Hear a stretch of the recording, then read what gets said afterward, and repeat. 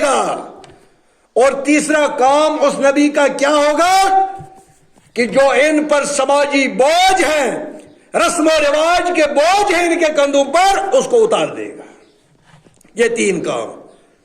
اور اس کے بعد حکم دیا فَالَّذِينَ آمَنُوا بِهِ، پس تم لوگ اس پر ایمان لے آنا، وَعَزُّرُوهُ، اور اس کی عزت کرنا، وَنَصُرُوهُ، اور اس کی مدد کرنا، وَاتَّبَعُوا نُورَ الَّذِي أُنزِلَ مَعَهُ، اور اس روشنی کے پیچھے پیچھے چلنا. وہ جو قرآن کی روشنی محمد رسول اللہ صلی اللہ علیہ وسلم لے کر آئے، شریعت کی روشنی، دین کی روشنی محمد رسول اللہ صلی اللہ علیہ وسلم لے کر آئے، اس کے پیچھے پیچھے چلنا. وہ نور ہے، وہ آپ کو اندھیروں سے، جہالت کے اندھیروں سے، شرک کے اندھیروں سے، بدعات کے اندھیروں سے نکال کر سنت اور توحید کے روشن مستقبل آپ کو دے گا. تمہاری دنیا بھی سدھر جائے گی اور آخرت بھی سدھر جائے گی. اولئک ھم المفلحون، اور یہی لوگ ہیں جو کامیاب ہیں. کون لوگ؟ جو اس نور کے پیچھے پیچھے چلے، جس نے کتاب و سنت کو اپنا اوڑھنا اور بچھونا بنایا. محمد رسول اللہ صلی اللہ علیہ وسلم اور جو دین لے کر آئے، اس کے اندر اس کی رات جو ہے وہ دن سے بھی چمکتی ہے. اس کی رات اور دن میں کوئی فرق نہیں. محمد رسول اللہ صلی اللہ علیہ وسلم نے ایسی بات نہیں کی جس کا مطلب ہی سمجھ نہ آئے. ہم کشمیری میں اس کو بولتے ہیں وٹھت کات، مروڑ کر بات کرنا جو دوسرے کی سمجھ میں نہ آئے، ایک کو لگا کر دوسرے کو سنانا. یہ محمد رسول اللہ صلی اللہ علیہ وسلم کا طریقہ نہیں تھا. واضح دین لے کر آئے، واضح دعوت دی، امت تک وہی بات پہنچائی جو اللہ نے حکم دیا. اللہ کے حکم کے بغیر نبی نے کوئی حکم نہیں سنایا. اللہ رب العالمین نے دوسرے مقام پر سورہ بقرہ کے اندر فرمایا الذین آتینہم الکتاب، جن لوگوں کو میں نے کتاب عطا کی، جن لوگوں کو میں نے کتاب دی، یعرفون کما یعرفون ابناءہم، یہ محمد رسول اللہ صلی اللہ علیہ وسلم کو ایسے ہی پہچانتے جیسے اپنے بچوں کو پہچانتے. دیکھو کیسا انداز اللہ نے اپنایا قرآن کے اندر کہ یہ جانتے ہیں، یہود جانتے ہیں محمد آ گیا، نصارہ جانتے ہیں یہی محمد ہے صلی اللہ علیہ وسلم. یہ اسی طرح اس کو پہچانتے ہیں جس طرح اپنے بچوں کو پہچانتے ہیں. کسی آدمی کا بچہ پنچ میں چلا جائے، بھیڑ میں چلا جائے، جب وہ اس کو دیکھے گا، وہ باپ اس کو دیکھے گا، پہچانے گا نا، کہ وہ پہچاننے سے انکار کرے گا؟ کوئی باپ ہے ایسا جو اپنے بچے کو نہیں پہچان سکے گا؟ کوئی باپ نہیں ہے. اس لیے اللہ رب العالمین نے کہا جس طرح یہ اپنے بچوں کو پہچانتے، اسی طرح سے یہ نبی محمد رسول اللہ خاتم النبیین صلی اللہ علیہ وسلم کو بھی پہچانتے ہیں. لیکن ہر درمی یہ بنو اسحاق سے کیوں نہیں آیا؟ ہمارے کنبے سے، ہمارے قبیلے سے، ہمارے خاندان سے کیوں نہیں آیا؟ کیونکہ نبوت اب منتقل ہو گئی اسماعیل ذبیح اللہ کے خاندان سے. بنو اسماعیل سے محمد رسول اللہ صلی اللہ علیہ وسلم جو نبوت اللہ رب العالمین نے آخری نبی بھیجا بنو اسماعیل سے. پہلے نبی بنو اسرائیل سے بہت سارے نبی، ہزاروں میں نبی آئے بنو اسرائیل سے، لیکن آخری پیغمبر حضرت محمد رسول اللہ صلی اللہ علیہ وسلم بنو اسماعیل سے آئے. انہوں نے بولا ہماری قوم سے کیوں نہیں آئے؟ یہ اکڑ جو ہے نا یہ بہت خراب چیز ہے، یہ بڑے بڑوں کو تباہ کر دیتی ہے. اس لیے دین میں اکڑ نہیں، دین میں نرمی ہے. ایک بار حضرت امیر المومنین حضرت فاروق اعظم رضی اللہ تعالیٰ عنہ کی خلافت کے دوران ایک بہت بڑا قبیلہ مسلمان ہو گیا، ایمان لے آیا. بہت بڑا قبیلہ، ان کا سردار ان کے ساتھ تھا. کعبہ کا طواف ہو رہا ہے، قوم کا بڑا جو تھا، جو نیا مسلمان ہوا، قبیلے کے ساتھ کعبہ کا طواف کر رہا ہے، اس کی ردہ بہت لمبی تھی، ایک غریب کا پاؤں اس کی ردہ پر پڑا، وہ پیچھے مڑا، اس غریب کو ایک تھپڑ لگا دیا۔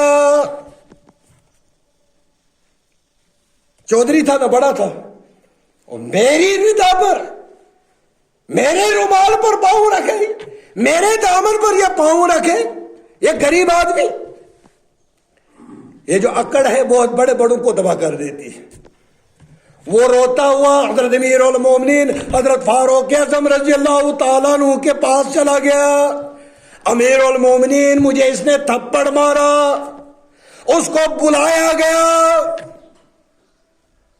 بولا تو نے اس کو تھپڑ مارا؟ بولا ہاں میں نے تھپڑ مارا۔ آپ امیر المومنین ہیں، حضرت فاروق رضی اللہ تعالیٰ عنہ کا عدل ہے، یہ ہمارے حکمران نہیں، یہ خلیفہ دوم حضرت فاروق اعظم رضی اللہ تعالیٰ عنہ۔ بلایا، بولا لگا دے تو واپس تھپڑ۔ اس نے ایک مارا، تو بھی مار واپس۔ وہ پیچھے مڑا، امیر المومنین کیا یہ غریب آدمی مجھے تھپڑ مارے گا؟ بولا ہاں۔ بولا میں تھپڑ نہیں کھاؤں گا، میں اسلام ہی چھوڑ دیتا ہوں، میں اسلام ہی چھوڑ دیتا ہوں۔ بہت حیران کی بس صحابہ کچھ آئے، یا رسول امیر المومنین آپ بتائیے، یہ پورا خاندان قبیلہ بگڑ جائے گا، اسلام سے واپس چلا جائے گا۔ اس نے بتایا عدل کے دوران اگر سارے چلے جاتے ہیں چلے جانے دو، لیکن محمد رسول اللہ صلی اللہ علیہ وسلم نے جو دین نافذ کیا، شریعت نافذ کی، عدل قائم کیا، اس میں کوئی بھی کمپرومائز نہیں کر سکتا۔ آدھے لوگ جو ہے نا، ان کو ہوتی ہے کہ ہم حق سے دور ہو جائیں، حق سے مڑ جائیں، حق ہم چھوڑ دیں، لیکن کسی کو ماتھے لگ کر، کسی کے سر چڑھ کر۔ بڑے بڑے یہ اکڑ جو ہے نا، چاہے یہ تکبر میں آتی ہے، اکڑ اسی کو ہوتی ہے جس کو تکبر ہوگا۔ بغض، اکڑ، تکبر، چگلی، یہ بہت خطرناک ہے، اعمال کو برباد کر دیتے، اعمال کو تباہ کر دیتے۔ امیر المومنین نے کہا سارا قبیلہ چلے جائے کوئی بات نہیں، لیکن محمد رسول اللہ صلی اللہ علیہ وسلم نے جو شریعت نافذ کی ہے اس میں کوئی کمپرومائز نہیں کر سکتا۔ اس لیے حضرت محمد رسول اللہ صلی اللہ علیہ وسلم نے اس فاطمہ لڑکی، جب اس نے چوری کی تھی، فاطمہ نام کی لڑکی، اور جب اس کو لایا گیا، سفارش بھی کرائی گئی، اس نے کہا اگر اس لڑکی کی جگہ اس فاطمہ، یہ فلانی کی ویلے کی لڑکی فاطمہ ہے، اس کی جگہ اگر فاطمہ بنت محمد ہوتی میں اس کا بھی ہاتھ کاٹ دیتا۔ یہ عدل ہے، یہ انصاف ہے۔ مسلمانوں، تم اس اسلام کو ماننے والے ہو، آپ کو انصاف کا دامن کسی بھی حال میں اپنے ہاتھ سے نہیں چھوڑنا۔ مسلمان اس کو کہتے ہیں، اگر باپ میں اور ہمسائے میں جھگڑا ہے، اگر باپ غلطی پر ہے، بیٹا بولے باپ غلطی پر ہے، وہ شہادت دے دے یہاں پر میرے ابا کی غلطی ہے، یہاں پر حق پر میرا ہمسایہ ہے۔ یہ عدل ہے، یہ انصاف ہے، یہ دین قائم کیا محمد رسول اللہ صلی اللہ علیہ وسلم، اس کو مسلمان کہتے۔ مجھے یاد نہیں آئے گا اس وقت نام ہے کہ ہندوستان میں ایک مسجد پر جھگڑا ہوا، ایک مسجد پر جھگڑا ہوا، جگہ تھی، مسلمانوں کا دعویٰ تھا یہ ہماری ہے، اور ہندوؤں کا دعویٰ تھا یہ ہماری ہے۔ تو پھر جج نے ان کو بلایا، یار کوئی ایسا آدمی لاؤ جو ثالثی کرے، جس کی بات پر تمہیں یقین ہو، وہ فیصلہ کر دے، یہاں پر فیصلہ نہیں ہو رہا۔ وہاں پر ایک مولوی صاحب تھا، ہندوؤں نے اس کا نام پیش کیا، فلانی آدمی ہے، وہ شہادت دے گا، اگر وہ شہادت دے مسلمانوں کا ہے، ہم دوسری بات ہی نہیں کریں گے۔ مسلمان خوش ہو گئے، بھائی اپنا آدمی آ گیا، ہمیں اپنی برادری کا ہے جیسے ہم سوچتے ہیں۔ تو جب وہ آیا، جج نے پوچھا، مولانا کیا بات ہے، یہ زمین کس کی ہے؟ اس نے بولا عمر بہت ہو گئی، نیکیاں ہم کم ہی کرتے ہیں، جھوٹ کیوں بولوں؟ میں سچ بولوں گا جج صاحب، میں سچ بولوں گا۔ حق یہی ہے، زمین ہندوؤں کی ہے۔ مولوی صاحب نے کہا بیان کہاں دیا؟ جج کے پاس۔ بولے جج صاحب یہ زمین جو ہے یہ ہندوؤں کی ہے، یہ مسلمان جو ہے یہ جھوٹا دعویٰ کر رہے ہیں، یہ انصاف ہے، یہ عدل ہے۔ میں نے پرسوں پچھلی بار بھی آپ کو بولا تھا، معاشرے میں ایلیمنٹس ہوتے ہیں، ہر کمیونٹی کے اندر ہوتے ہیں جو برائی کو پھیلانا چاہتے ہیں، جو معاشرے کا امن و سکون خراب کرنے کی کوشش کرنا چاہتے ہیں۔ وہ مسلمانوں میں بھی ہوتے ہیں، ہندوؤں میں بھی ہوتے ہیں، سکھوں میں بھی ہوتے ہیں، بودھ میں بھی ہوتے ہیں، ہر کمیونٹی کے اندر ہوتے ہیں۔ لیکن یہ تضاد امن کیوں خراب ہو جاتا ہے؟ جب ہم ان ایلیمنٹس کو باہر نکالنے کی کوشش کرتے ہیں۔ باہر نکالنا ہے، ایلیمنٹ کو دور کرنا ہے، معاشرے کو صاف کرنا ہے، لیکن ہم کیا کرتے ہیں؟ مسلمان ہندو ایلیمنٹ کو باہر نکالنے کی کوشش کرتا تھا، فساد ہو جائے گا، لڑائی ہوگی۔ نہیں، جو ایلیمنٹ مسلمانوں کے اندر خراب ہے ان کو ہندو نہ نکالے، ان کو ہم نے نکالنا ہے۔ جو ہندوؤں کے اندر کمیونٹی کے اندر جو ایلیمنٹس ہے جو امن کو خراب کرنا چاہتے ہیں ان کو ہندو کمیونٹی باہر کرے گی، تب جا کر امن ہوگا۔ اگر ہم کراس میں ہم ہندو کمیونٹی سے جو خراب ہے ان کو نکالنے کی کوشش کریں گے، تضاد ہو جائے گا، لڑے گا، امن خراب ہو جائے گا، جھگڑا ہو جائے گا۔ اس لیے یہ برے لوگ ہر جگہ ہوتے ہیں۔ ایسا نہیں ہے کہ ایک ہی کمیونٹی کو آپ بولے نہیں تمہارے میں ہی ہے برائی، برائی ہمارے میں، ہماری کمیونٹی میں بھی برائی، ایسے لوگ ہوتے ہیں جو امن کو تباہ کرتے ہیں۔ اس لیے ہم جو عدل کا دامن ہمیں کبھی نہیں چھوڑنا چاہیے۔ عدل کا ساتھ دے دو، چاہے اپنے رشتہ دار ناراض ہو جائے، چاہے لوگ خوش رہیں یا نہ رہیں، سچی گواہی، کیونکہ اللہ رب العالمین نے قرآن کے اندر کہا ہے جب شہادت دو تو سچی شہادت دے دو، جھوٹ مت بولنا۔ کیوں؟ کیونکہ جو ایک بار جھوٹ بول دیتا ہے تو اسلامی شریعت کے اندر وہ اگر کوئی گواہی دے گا اس کی گواہی قبول نہیں کی جاتی ہے۔ جو جھوٹ بولنے والا اس کی گواہی قبول نہیں کی جائے گی۔ میں اسلامی شریعت کی بات بول رہا ہوں، اس قانون کی نہیں پتہ۔ کوئی ہوٹل پر تجھے میں یہ کھلاؤں گا، آج تجھے چکن کھلاؤں گا، وہ جھوٹی گواہی دے دے گا، 500 روپے پر جھوٹی گواہی دے دے گا۔ لیکن اسلامی شریعت کے اندر جو ثابت ہو جائے یہ آدمی جھوٹا ہے، اس کی گواہی قبول نہیں ہوگی، چاہے کتنا بڑا چودھری کیوں نہ ہو، چاہے کتنے بڑے عہدے پر کیوں نہ ہو۔ محدثین نے جو حدیثیں ہم تک پہنچی ہیں انہوں نے پہلے تحقیق کی ہے یہ جھوٹا تو نہیں ہے، یہ جو حدیث بول رہا ہے جس سے میں حدیث نقل کر رہا ہوں کیا یہ جھوٹ تو نہیں بولتا تھا؟ حضرت امام بخاری رحمۃ اللہ علیہ نے 2 مہینے کا سفر کیا، انہوں نے سنا کہیں دور علاقے میں ایک آدمی ہے، اس کے پاس بہت ساری احادیث ہیں، میں ان سے نقل کروں گا۔ امام بخاری رحمہ اللہ چلے گئے، 2 مہینے کا سفر کرنے کے بعد جب وہاں پہنچے اس آدمی کو دور سے دیکھا، اس آدمی نے اپنی کوک کو ایسے لیا، وہ اپنے گھوڑے کو بلا رہا ہے، گھوڑے کو بلا رہا ہے۔ جب گھوڑا نزدیک آیا اس کو پکڑ لیا، اس میں جھولی میں کچھ نہیں تھا۔ امام بخاری نے پوچھا ہے بھلے آدمی تو نے اس جانور کو دھوکہ دیا، تو وہی آدمی ہے جس کے پاس احادیث رسول صلی اللہ علیہ وسلم ہے۔ اس نے بتایا 400 500 600 حدیث ہے میرے پاس۔ بولا تیری ایک حدیث بھی نقل نہیں کروں گا، میں ایک بھی نہیں کروں گا، تو جھوٹا ہے، تو نے ایک بے زبان جانور کو دھوکہ دیا، تو مجھے بھی دھوکہ دے سکتا ہے، تیری حدیث نہیں لینی۔ اگر یہ اصول جو محدثین کا تھا نا گواہ بننے کے لیے، اگر یہ اصول آج کے نکاح میں ان لوگوں کا بنائے جو گواہ بنتے ہیں نکاح پڑھتے وقت، میں دیکھتا ہوں بڑے بڑے مولوی جو ہے پیچھے ہٹ جائیں گے، وہ بھی نہیں چلیں گے، بڑے بڑے ترلے رک جائیں گے، نہیں دے سکتے گواہی۔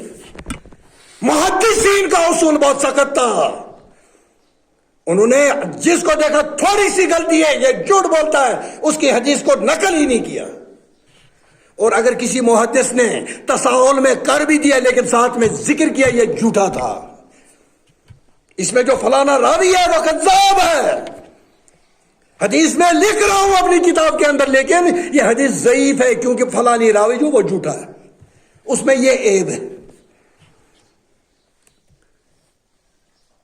یہ محمد رسول اللہ صلی اللہ علیہ وسلم کی آمد کا ذکر جو تھا تورات میں بھی انجیل میں بھی ہر کتاب کے اندر موجود ہے.